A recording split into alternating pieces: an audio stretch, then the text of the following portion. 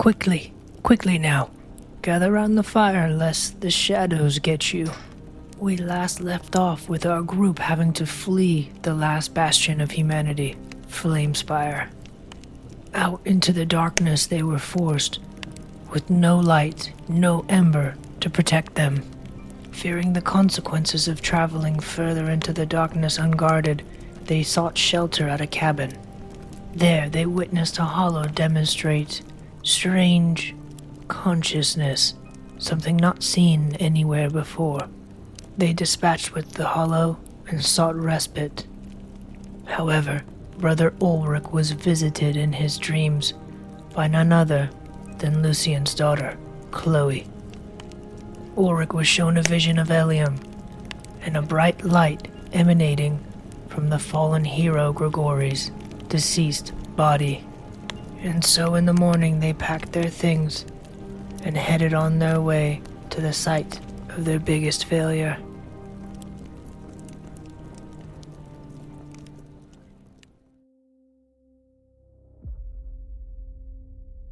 So we keep walking.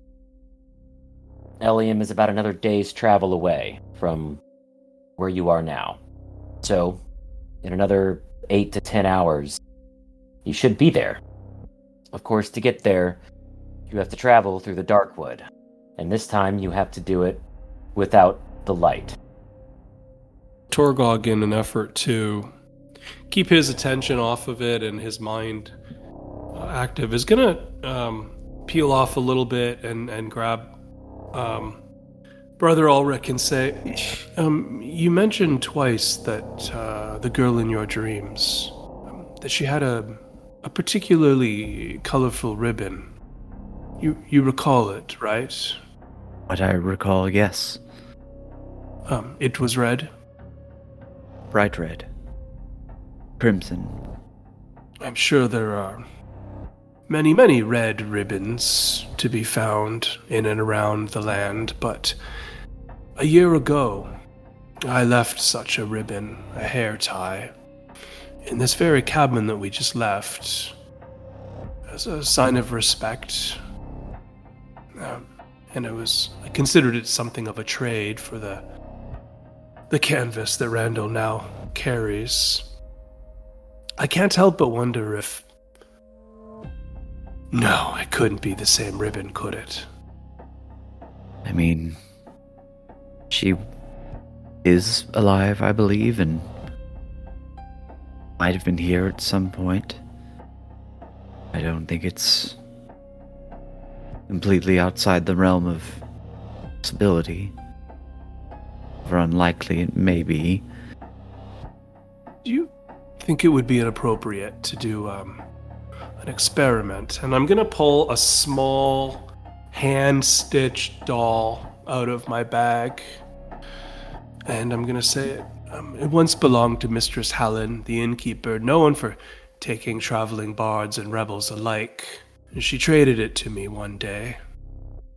I should think that his daughter might like it, if she is watching us. And I'm just going to set it on the branch of a tree, just as we're walking by, prop it up, kind of so it's sitting with its back against the tree, and then say, take a good look at it before we go too far, in case you recognize it in your dreams.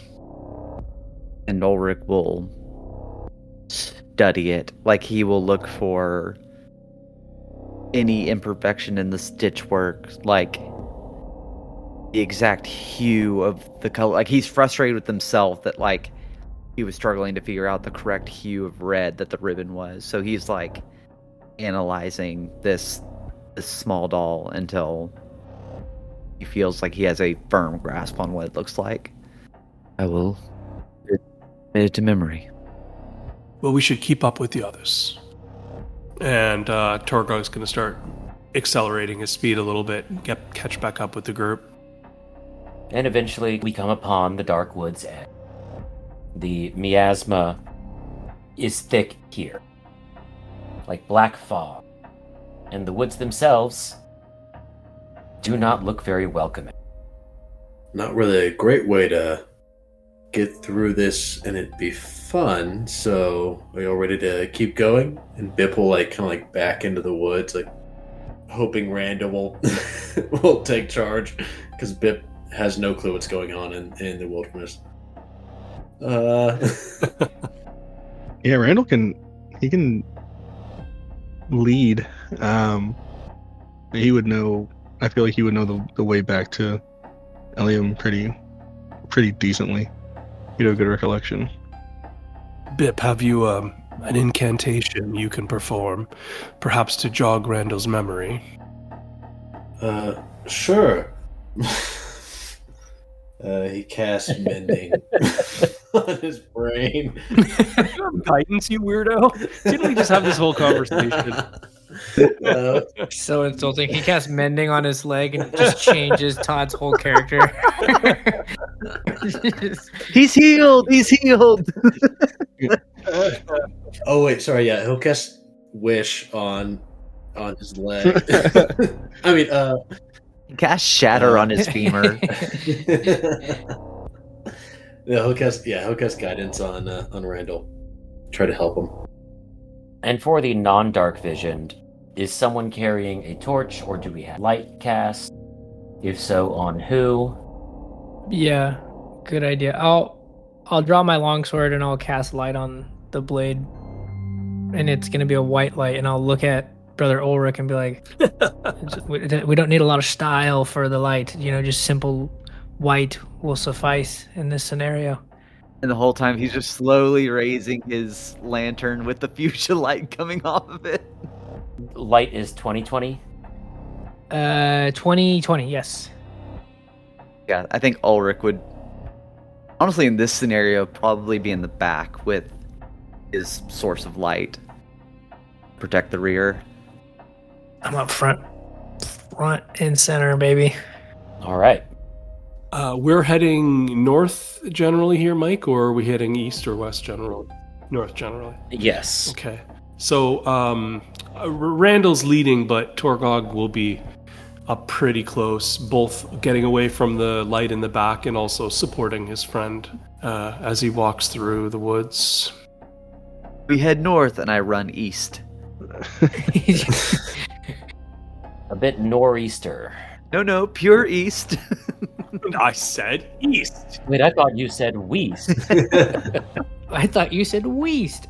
Seeing Torgog right close with Randall and Randall taking the lead, Lucian will fall just a couple steps behind because he knows enough about at least getting around that you don't want someone shining a light right in your face, because then you'll be blind to the darkness in front of you. So he'll keep the light kind of low and towards Randall's feet so he can navigate the path, so I'm not accidentally blinding him if he spins around and looks at us. But I'll be pretty close behind you guys. I keep yelling from the back, if you chose a different color light, it wouldn't give you that same blindness effect. Aren't you a Dawn Warden? Isn't it sacrilegious to use different colors? Well, technically, and I'd pull out some glasses, light is all colors, so really it's fine if I use whatever color I want. Technically, we're like the more modern sect, and we don't really have a hard time with that. We're open to all lights. Let me get that first survival check from Randall. And you've got guidance, so add a D4 if you need. Oh yeah, the 15 plus 1d4. Nice. Hey, there we go. 19 total. 19 total. Hell yeah. Yeah, so you're familiar with the things out in the woods. You've been out of Flamespire before, obviously, and your people have taught you what to look out for. With that passive perception of 16, you will see what appear to be a bunch of roots crisscrossing on the ground across the path, but you'll recognize the way that they move almost imperceptibly. These aren't roots, these are capture vines from corrupted trees. Get caught in them, they will drag you by the ankles right into gaping, toothy maws at the base of corrupted trunks. Okay, yeah, I'll just take a minute to kind of stop the party, and I'll point out the vines. Say, do best to avoid these. It's the tree's way of capturing food, one would say. You'll also know from what your tribe taught you, fire won't destroy the roots, but will cause them to recoil. Okay, cool. Yeah, then I will. Quick, Bip, cast bending on them. Perfect. No, Bip, no. He cast message. Ah, wrong Immord. I'll point my walking stick, my old war club, at them, and from the little obsidian orb, I will use my druid craft to, like, almost like I'm lighting a torch on the end of it, so it has a small flame coming out of the orb, and just kind of use it to guide in front of me and shoo the vines away as I walk. Okay, yeah, you'll get the flames close enough that the moist outside of the root tentacles start to sizzle a bit, and you'll hear them screech almost like a cockroach would when burned. And then they'll pull back towards the trees that they originate from. It takes you a few extra minutes to make it through the crossing this way, but it's a lot safer than stepping over them or trying to leap over them. As I go through, I call back, Brother Oleg, I suggest you do the same on the rear of our formation. That way they don't sneak up on us. Understood. And I just start casting Sacred Flame as we... just pillars of flame coming down behind us. Goodness gracious. But yeah, otherwise, you guys are slowly clearing the path and may proceed. I'll follow closely behind, see what we see. Randall, what do you see with your human eyes? How do I roleplay that, Anna? I ain't seen shit.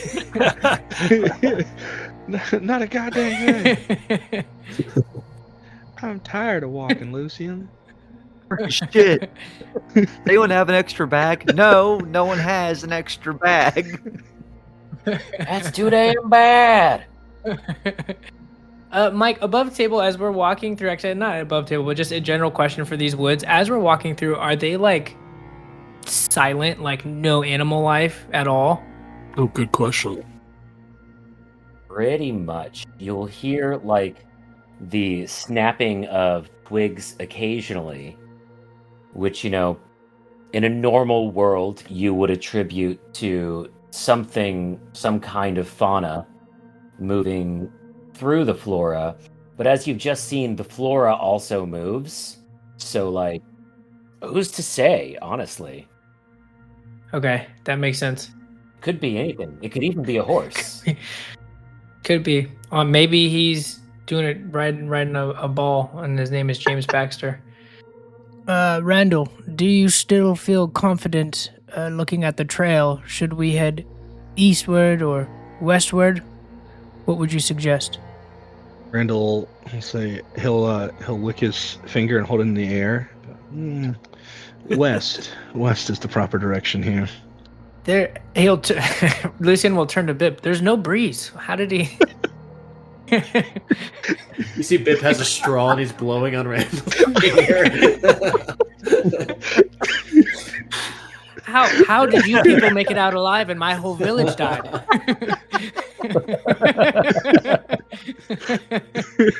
I lost everything. No, we really just figured it out. Ulrich walks by, just like, not as good as us. Brutal.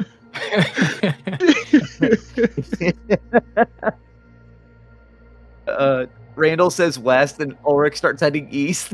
He's dead. We've lost Ulrich. Weast? Oh my god. You hear what can only be described as blender sounds as he walks directly into a pack of ghouls. Well, there goes the Dawn Warden. There goes the Dawn Warden. But what about his wife? To shreds, you say. To To shreds, shreds, you say.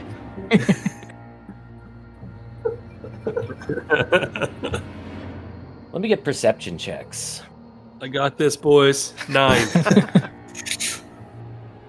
Nope, I got a 7. Randall with the 18. You hear something Up ahead to the north, something big. Grasping, growling breaths. The sound of twigs and bone snapping beneath large, padded feet. Gentlemen, I believe we are about to be attacked. Did the wind tell you that? And then I started to walk forward.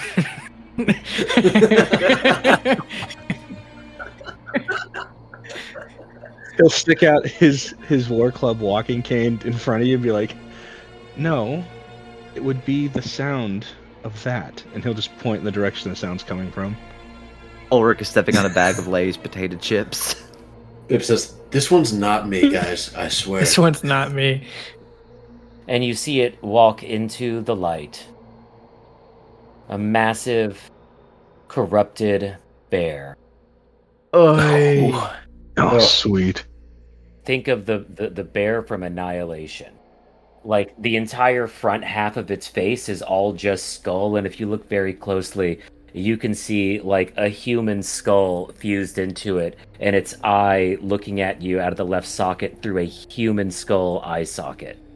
Less cute. yeah, not cuddly. Not cuddly. And that's going to be initiative. Makes sense. Yeah, I guess it does. That's a nat 1 for a 0 for Lucian. Oh boy. I love that. I would rather not this combat. Don't worry, guys. I'll get there eventually. Yeah, I'll let you guys take care of this one. And so we begin. All right, Biprot, take us away. Take me away. Randall, you cave.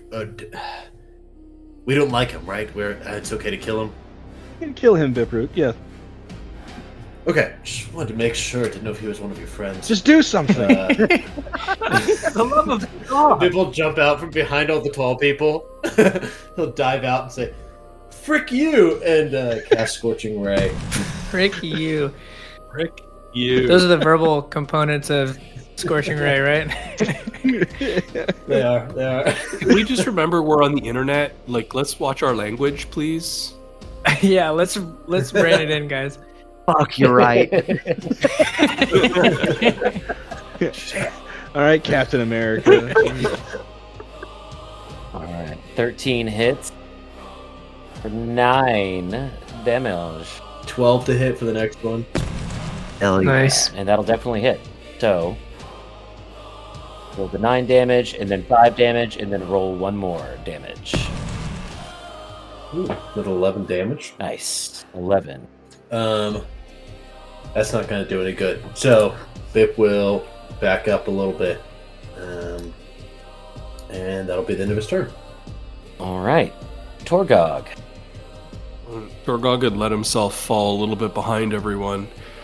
So he just comes blasting up, runs up this tree, and leaps to the other side of the bear, bringing down his foot as he tries to put the thing in a triangle hold here. Let's go, dude. So, oh, well, that's not gonna do it. 10 will miss. Yeah, that's not gonna do it. So, let's do a bonus action here. 17 to hit. That will hit. And with Fast Grappler, I want to also try and pin this thing to the ground. It needs to make a DC 14 athletics or acrobatics. It makes that. Go ahead and roll the damage for the attack. 9 points of damage. And tell me, are your unarmed strikes considered magical? Not at this level. They are not. Okay. So it takes 4 damage.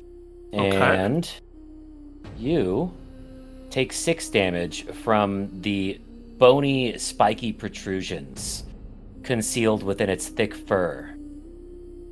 Okay. All right. And then I'm going to use... Wait, I'm going to try and grapple it again then. No, I'm not... Yeah, I am. Sorry, guys. I'm gonna burn a key point to do a flurry, and I'm gonna use my attack. Instead of attacking, I'm gonna try another grapple attempt on it. It'll fail that. Excellent. All right, so it is now grappled, and that is the end of my turn. And you take another 4 piercing damage. Just for touching it? Oh yeah, you're wrapping your arms around this thing that's covered in spikes that hurt you if you just hit it.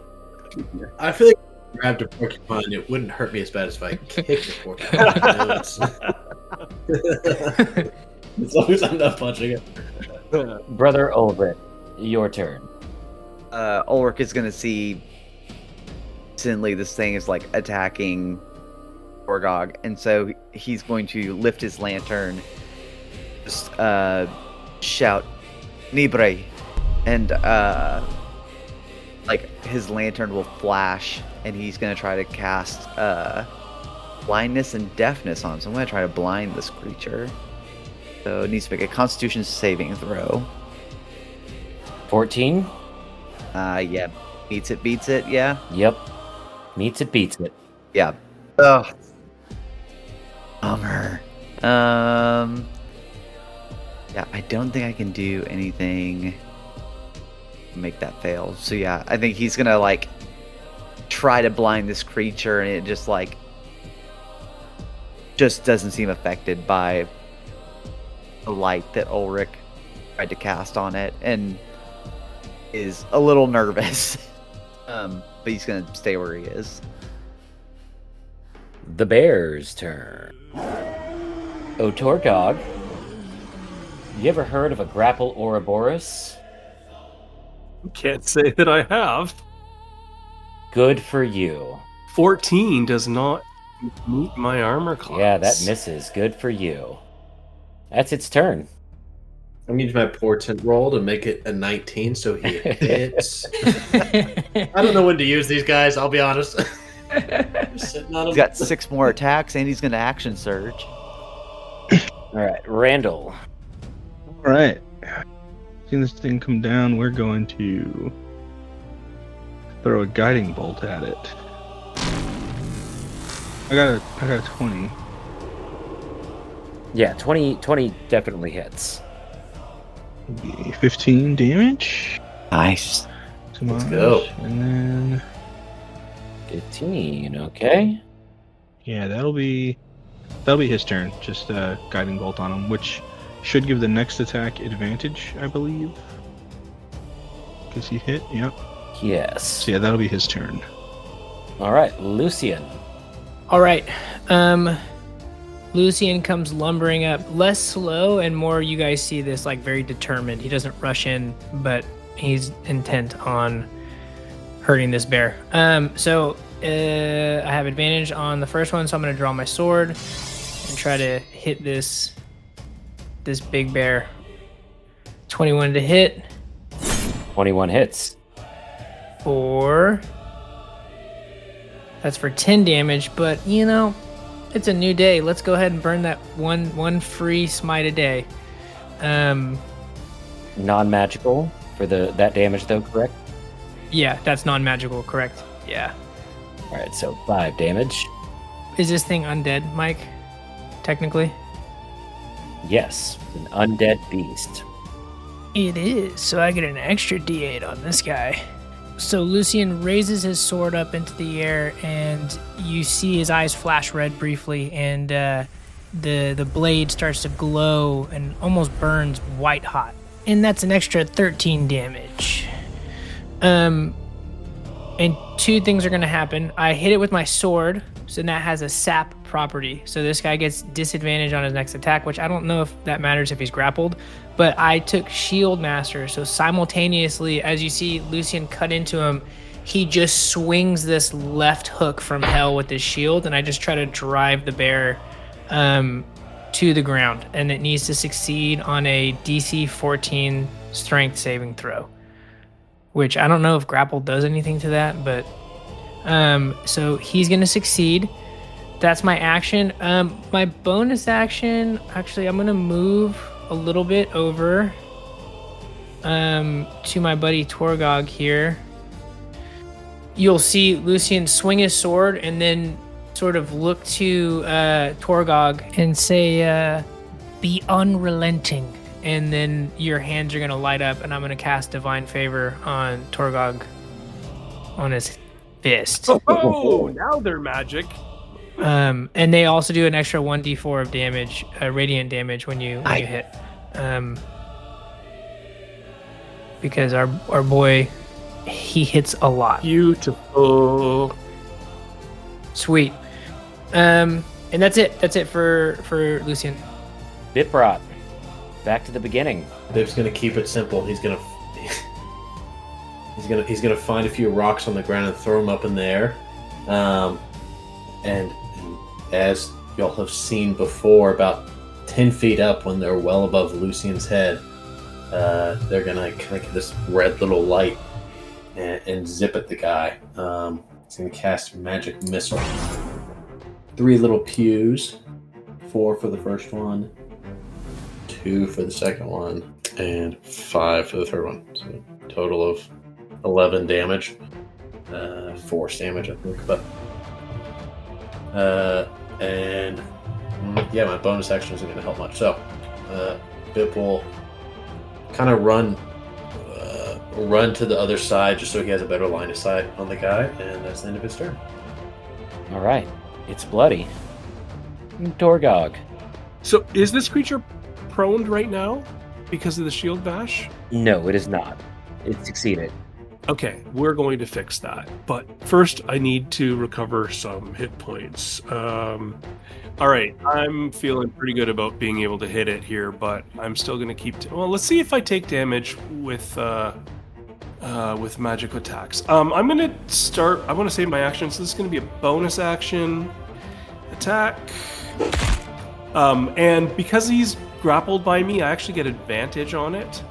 So I'm just going to crit fish. That's not one, so let's just take the original Dirty 20. Dirty 20 will hit. It's the opposite of crit fishing. And I'm going to roll normal. And all right, so that would have been 10 points of, I think, force. Mike, do I take damage from that? You do.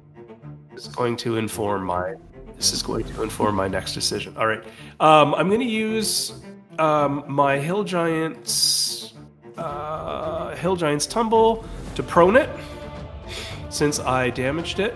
So that should knock it prone now. Just automatically? Yep. Just automatically. Okay. Wow. It is prone.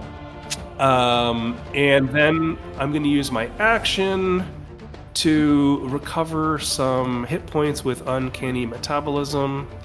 Oh, good. Max roll, so I heal 10. And that is my turn. All right. Heal yourself up for that 10. And Brother Ulrich. Ulrich will appear in between Randall and Bip, and he saw how well the Guiding Bolt did, so he's also going to cast Guiding Bolt. It is prone now, so you get disadvantage on ranged attacks. Yes. Kind of all my stuff. You got a mace, don't you? Yeah, Sacred Flame, run up here and hit this thing in the head. I'm going to move up a hit with my mace. That's fun. I recall back to the moment where Lucian was like, yeah, if you just hit it a bunch, you feel better. I'm like, oh, all right. I'll hit it with my mace. Oh, as an advantage. Oh, yeah. So roll again. Right. Yeah. There we go. 12 meets it, beats it. Wow. Incredible. Do some damage to it. 6 damage. And that is non-magical, correct? I believe it's non-magical, yes. Okay. And I'm going to look at Torgog and see the very obvious spike sticking out of the creature into Torgog. Let it go! And I'm going to cast Healing Word on Torgog. Okay, as you take 3 damage from those same spikes. Ow. Wow. Sucks. This game sucks. Computer's cheating. What the heck? You heal for 9. Oh wow, 9. That's brilliant healing. Thank you. And that's my turn. Okay. Its turn. So it's prone and grappled. Yeah, and has disadvantage to attack anyone but me. Okay. Then it is once again going to attempt the grapple Ouroboros as it tries to bite the shit out of you. Wait, it actually has disadvantage against you too, Derek, because I had sap on my weapon. So it's at disadvantage flat, no matter what. What's that? Disadvantage Ouroboros? Yeah. Well done. Mike, we played together for so long. Oh. Oh yeah, I'm pretty sure an 8 is going to miss. This thing can't get anything off. All right, Randall. Is it still prone or did it just get up? It is still prone. Yeah, it couldn't use movement to get up because its movement is currently 0 because it's grappled. All right. Bonus action cast Shillelagh on the war club that he has. We're gonna beat this thing to death. Basically, he will move forward, Yeah, we're just beating this thing up. and yeah, we're just gonna start just smacking it with its war club. Whack. Don't forget advantage. Ooh, yeah. Oh, Advantage, oh. crit fish. Sorry. No crit, but either way it hits. Oh, good. Nice Hey, roll. there we go. Nice. Oh, Max, nice. And that would be that's force damage too. 9. Yep. Yeah, this thing's hurting real bad. You see, when he moves, you kind of like there's a small like kind of gimp limp as he's kind of trying to run hobble there, and he just comes over, just 2 hand over his head and just smacks down on top of it, and that'll be his turn. All right, Lucian. All right. Rinse and repeat. Actually, you see Lucian like trying to hold the bear's head down with his shield as he tries to cleave it off. At advantage because he's prone. Thank you so much, Derek, for that. That was great. 17 will hit. 5 damage, because that's not magical. Correct. Are we looking? Fuck it. And a schmoit. Yeah. Yeah. Because it's right there. at the door. Yeah. We're gonna do it. Boom. Send it home. go. Another 10 damage. How does Lucian do the thing? You see Lucian like pin its head down with the shield, and, like at the neck, and then just goes to cleave down like a guillotine to cut its head off. And right before he does, he says, "These are our woods now," and then just fucking cool and takes the head off. Yeah. I don't want them. These are ours. We must live here, Bip. Frick. You do technically take this 7 damage Okay. from the spiked body. Man, those spikes. This thing didn't even hit us, but it did like a lot of damage. Yeah. It lies dead before you, and that will end combat, and therefore the combat music. I was weirdly close as a wizard to running in with a couple daggers and stabbing that thing because it was prone. I was fully expecting you to do exactly that just because of how much you realized how good it felt back Yeah, at the I was cabin. like, is this what I should do? I was really hoping you would just like fudge it until, okay, it's Bip's turn. He has 1 health left. The wizard runs in with a dagger. Super weak against specifically daggers. So yeah, the creature that waylaid you is dead. You are only a short distance now from Eleum. Priority number 1, making sure there's no more of those things. Torgog releases it from his grip as it falls dead, and then climbs up this tall branch here to get a slightly better perspective, and just listens to the woods to see if he hears any more heavy creatures or breathing. You don't see any more of those, just another significantly thicker mass of those vine roots. Okay.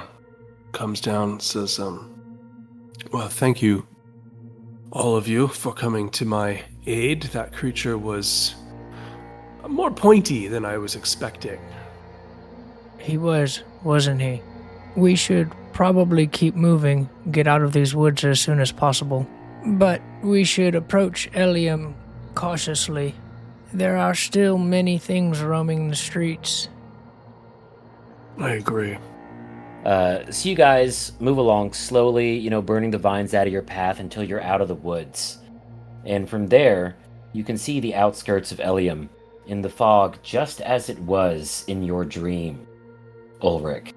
You do not see the outlines or hear the movement of any empties or abominations here, but you can, diffused by the fog, see light coming from the village. Does it appear to be torchlight or campfire light or just light that we would expect to be coming from the village? No. It's just like a constant, like it's not flickering or... It's a glow, like an ember. Okay. It might be here. And Ulrich will not rush in, but like hasted will make his way towards the light. Torgog will reach out, put his hand on his shoulder to kind of stop him from sprinting forward and say, "We don't know what's in there." And then turn to Randall and say, "A year ago, you summoned a bird to investigate into the cabin. Does the bird still fly with you?" He hasn't flown in some time, but I could call him forth now. That is like a ritual to do, though, right? So I can do it as a ritual, or I can just burn a wild shape to just summon him. I can do either one. So kind of whatever the flavor of the spell needs to be, I can do either. But also, is Ulrich going to wait for this? Oh, man. I don't think he would. Honestly, I think he would move. And then, yeah, as you guys discuss this, Ulrich is moving into the fog toward the light. Well, I guess Torgog has his hand on me. Are you gonna like continue to try to stop me? I mean, I'm not going to forcibly restrain you. I've clearly made my intent known to, like, hey, let's let the bird go first, but you're super easily able to just walk away. Yeah, I think in that case, then he doesn't want to risk like the light just sitting there for the darkness to come and grab again, so he's gonna make his way forward. Okay, so you make your way forward through the fog toward the light, just as you did in your dream. And you come to a clearing that the fog keeps sort of a distance from. About a 10-foot radius. And just, again, as in your dream, you see the skeleton of Grigori. Left hand clutched to the ribcage, just over where his heart used to be. And behind that hand, a light shines. To me, it's the same one that an ember would give off. Yes. It's warm. It's comforting. Yeah, I think it'll probably be one of the times that Ulrich is like actually smiled like in a long time. And so he'll again like still reverent for Grigori, will still like gently kneel beside him and utter the same thing that he did in his dream. He's thankful for his sacrifice and that we will honor it. And I'll try to turn his hand over. You remove the hand and you see the light is not within. It is within the ribcage, where his heart once was. And you see grown there the crystalline form of a rose in bloom. I'll look at it kind of surprised, not knowing that anything other than an ember could emit a light that felt the same way or looked the same way. Mind you, it is a crystal like the embers are, but it is in the shape of a blooming rose. Oh, interesting. Okay. I've never seen anything like that, I'm guessing. You have not. I think I would attempt to pick it up in the same way that I would any ember before and just gently reach my hand out towards it. You have to get intimately close to the skeleton to get it, because you actually have to reach your arm up under the rib cage. And as you do so, as your fingers wrap around the crystalline bloom, the skeleton falls against you, its head falling against to rest on your shoulder. And you will hear the echoing whisper of Grigori's voice in your ear that just says, "Earn this." And then as I think I gently grab kind of the back of the skeleton as I slowly lay it down, like keeping my hand suspended. We'll gently lay him down and then my hand over his rib cage and just quietly whisper, "We will. I swear it." Then I'm gonna cast Spare the Dying, just as like to give his remains some sort of rest, even in the darkness. But you are able to pull your hand away out of the ribcage and bring that crystal bloom with it, the light shining in your hands. Does it feel the same way that an ember does when I hold it? It does. Although somehow the light seems more pure. I'll slowly stand, still staring at it. But then I will open up the door of my lantern to place it inside to keep it safe. You place it in the lantern and close the door, and as you do, the light shines ever brighter. Everything around you brightens, and you can see it in the full spectrum of color that you would see under a bright sun. And you realize, after a moment, that's not just coming from the rose in your lantern. A sunbeam is piercing through the fog from the dimming sun, one single spotlight of true UVC light on you. I think Ulrich will, honestly, I think, fall back to his knees and stare directly into the sunbeam, and just urgently, pleadingly, like, "Lathander, but... Or are you... Did anyone hear me?" Desperately praying, hoping that he'll get a response from someone. A red-breasted robin lands on Grigori's skull, looks at you, cocks its head, and chirps cheerfully. And as it does, hope reawakens in your heart. And the light from the bloom within your lantern shines ever brighter and brighter until it does exactly what an ember spark would and drives the darkness away from you. And you all can see this through the fog in the distance, as some of the fog is simply vaporized by this light. Then the robin flies away to the east. Torgog approaches Ulrich behind and he says, "What does it mean? What does it mean, Ulrich?" And he'll kind of stare up at where the sunbeam pierced the sky and almost whisper more to himself than to Torgog, but gods haven't abandoned us. They're still here. And we'll call it right there on that line. Roll credits.